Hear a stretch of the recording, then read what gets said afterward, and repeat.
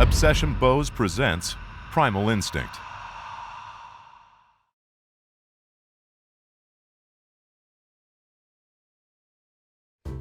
This is Primal Instinct. You're probably wondering, who's this guy?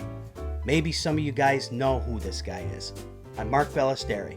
I'm the editor and the producer and a cameraman of Primal Instinct. Everything that you see in the show, I'm the one that slices and dices the footage. I guess you could say I'm the other half of the team. Now, a couple weeks ago, Scott gave me a call and he's like, "Hey, you want to go on an elk trip?" And I was like, "Sure." He goes, "Do you know anybody that can come and help film?" And I said, "Yes, I do. I know the perfect dude. His name is Josh Cooley." On top of all the tattoos and the strut when he walks, Josh, he's a hunter, he's an outdoorsman, and a cameraman. But most of all, he's my best friend. We packed up our stuff and we're going to Colorado. We're going to meet Scott from Primal Instinct, a new member of the team, Mike Maurer. Now, Mike, he's a different bird. That's a Clark's Nutcracker. Swear to God, that's the name. Google it. They're high elevation birds. They eat the seeds of pine cones and pinyons. He is the bird man. He's a birder. That's the right term, right? Birder? There he goes. He wasn't happy about that call. Well, this guy knows every single species of bird. Steller's jay. Pretty common out in the west. Equivalent to the blue jay of the east almost. Their flight patterns, their colors, the sounds they make, and where they go to migrate. So tomorrow, we're going to go up on top of the ridge. Listen, hear that? Mountain chickadees. They're a lot like the black-capped chickadees we have at home, but these are used to real high elevations. Little guys. It's going to be interesting.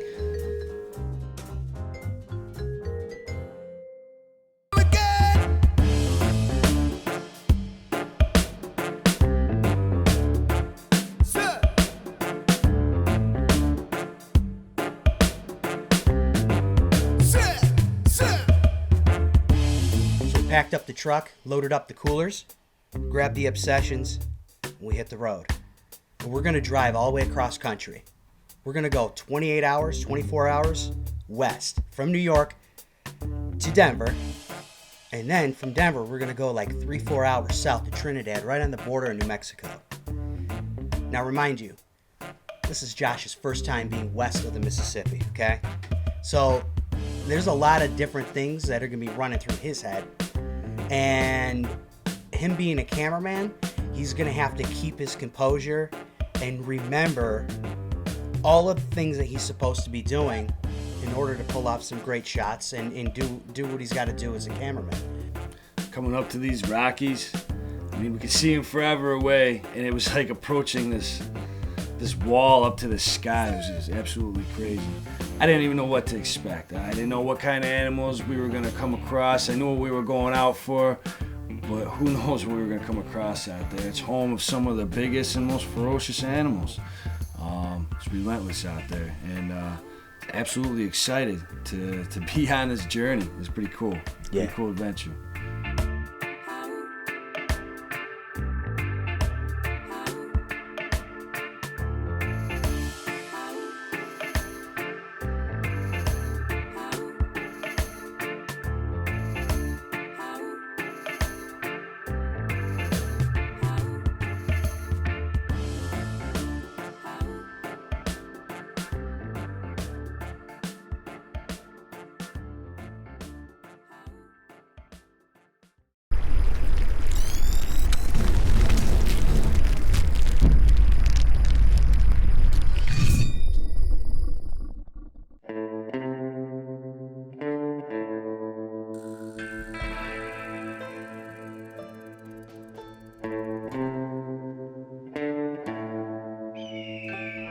After all this driving, we finally arrived at Trinidad.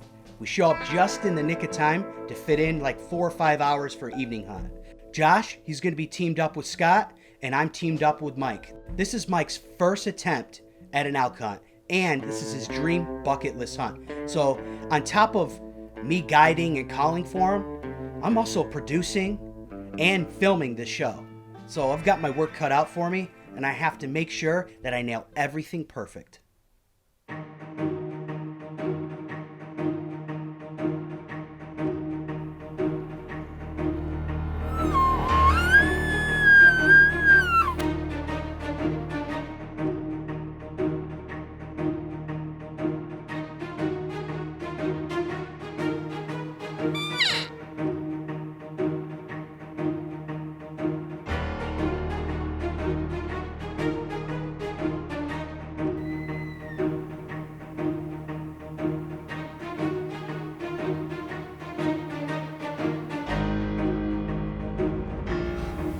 So this hunt's something I've always wanted to do for a couple different reasons.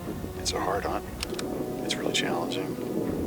You know, the terrain is tough. Chasing these animals is tough. Getting them to come in is tough. The altitude is not so easy on a bunch of East Coast guys. So the whole team is from Pennsylvania and New York. So that's been a little bit of an adjustment for me for sure. Even here, we're probably about 7,000 foot up. Just over the edge here is a couple 100-foot drop. So really challenging. I think the meat's fantastic. And of course, the size of the animal is magnificent. You know, white-tailed deer back home, you're lucky to get something pushing 180, 200. These animals are massive. Approaching day 3, 4, and 5, we're really getting into the stressful part of the hunt. I see the stress in Scott's eyes every day we get out there, and we're on these bowls, and they're leading us all up and down these ridges and canyons. It's really taking its toll on him, and these last couple days of the hunt is really going to put our love of the hunt to the test.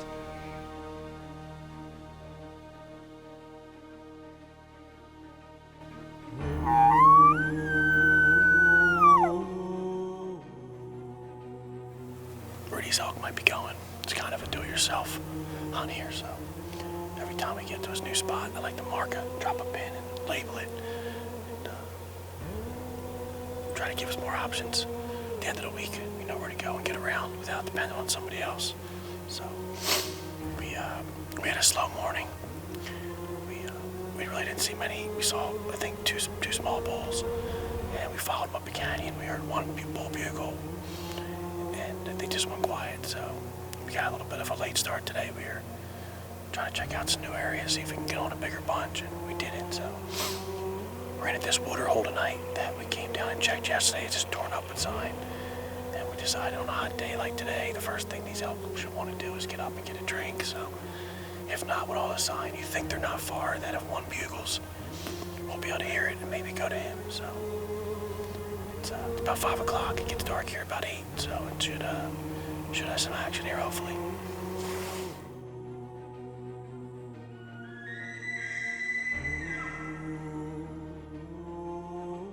So this morning we were on a ridge right up here behind us, and we started calling. We had hiked in quite a ways, and we had some real good responses from a bull down in this meadow. Not long after, we had a handful of cow come real close, about 30, 40 yards out. Heart was going through the chest. We had the one bull called back. It sounded like he was closer, and it was a lot of fun, but we never saw him. He stayed down in the meadow. It just seemed like he turned and came up toward us a bit. So maybe tonight we'll see if we can find him, see what he looks like. If he's a good one, we can take him.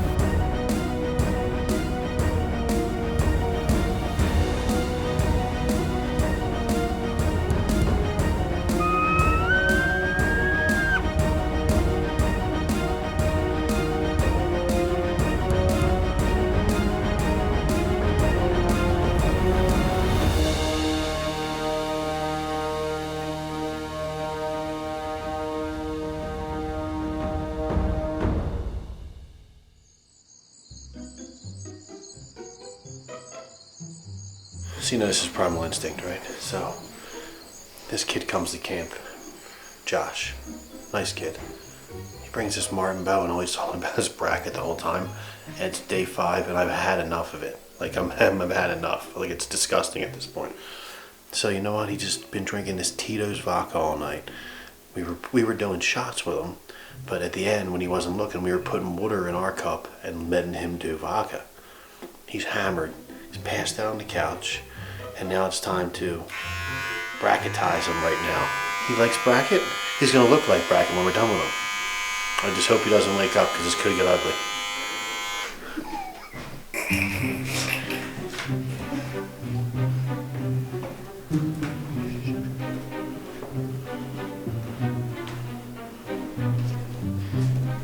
guys so many times on the outdoor channel, I know exactly what he looks like.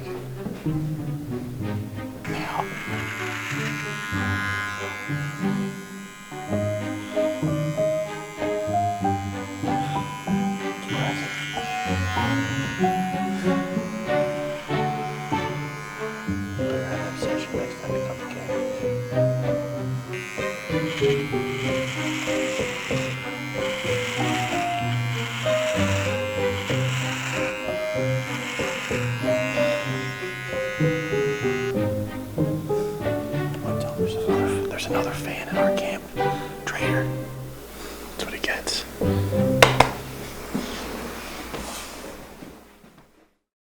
Primal Instinct is brought to you by Ramcat. Hits like a ram, cuts like a cat. Obsession Bows. Change or get left behind. Arizona Archery Enterprises. Quality without compromise. Loophole. America's Optics Authority. Easton Bow Hunting. Expect the best. Tree Limb Quivers and Sword Sights. And these fine sponsors.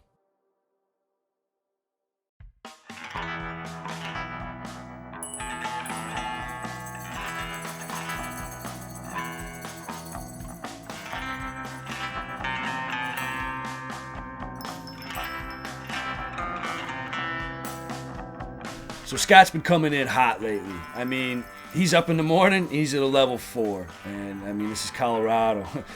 Nobody gets at a level 4 even on their worst day. I mean, it's just such a relaxed place. Everybody is so nice, and nobody's in a big hurry or really high strung. So Scott's kind of coming in hot, and we're getting frustrated on the situation with these bulls. He keeps waiting for a retaliation prank, and he keeps waiting for me to come back at him for the whole side bird thing. But I'm not going to retaliate. I'm going to help him. I'm going to help him.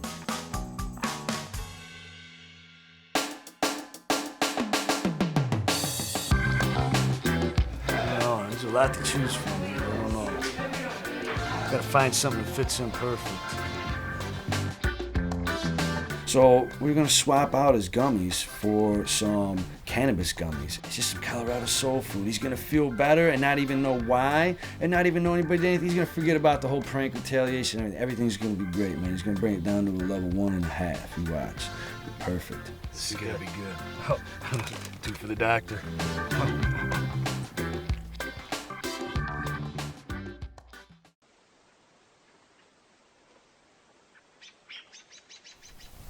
It's a little bit colder this morning.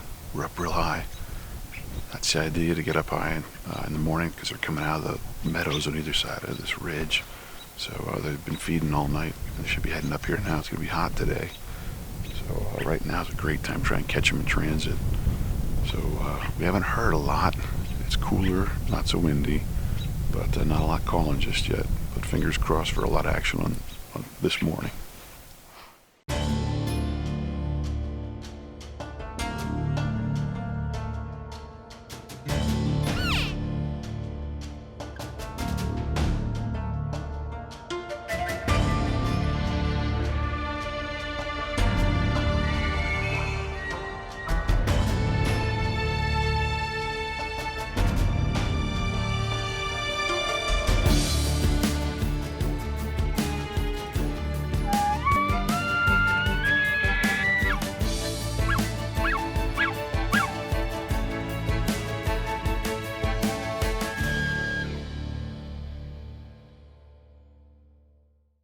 Hi, it's Mike Maurer here from Primal Instinct TV. Check out our Facebook page right now to see some of the cool new products we're using for our outdoor adventures, like this new Swing Blaze hunting knife from Outdoor Edge.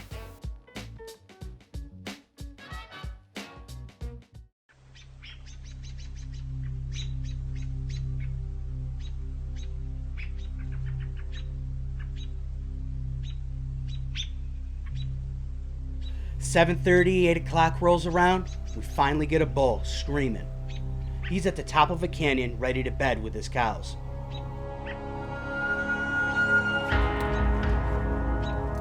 So we're hearing a bull up on this ridge. It's about 200 yards above us. We're pretty sure he's got some cows up there. We're hearing some cow calls, and we're going to do the same. We're going to give it a couple cow calls, see if he'll come down and try and round us up to be part of his herd. So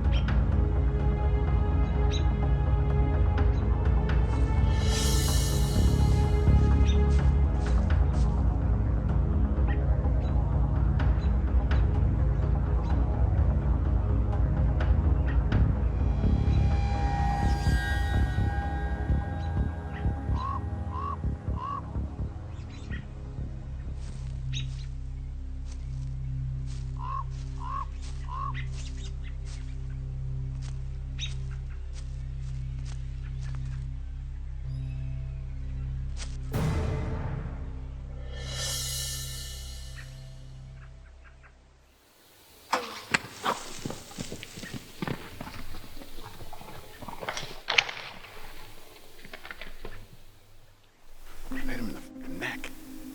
Hey, he might bleed out. Dude, I heard him crash. I was crushed. As soon as I saw that arrow go into the neck, I lost all confidence. I hope that thing's dead, man. It's not where I want it. It's not where I want it. About 40, 42 yards out. Kind of went down quick. Shot him. Wasn't the best shot. Hit him in the neck, which you would think would be a Hollywood shot. It wasn't what I was intending to do. But not as much blood as we had hoped and no recovery yet. So we're going to go back to the cabin and get some help and hopefully we can find this animal. It was a nice big bull. We tracked him up and down through a couple different ridges and canyons. I'm a little sick right now, but hopefully that won't last long. I had to remain some type of positive so Mike can enjoy this moment. But after looking in Mike's eyes, I didn't see he was so confident either.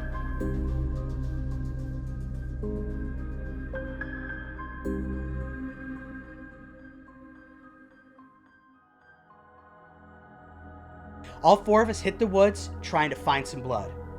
After a half-a-mile hike up the top of this ridge, the ram cats did their job and started giving us some confidence because there was blood everywhere. About 200 yards later, Josh says, Mike, let's go get your bull.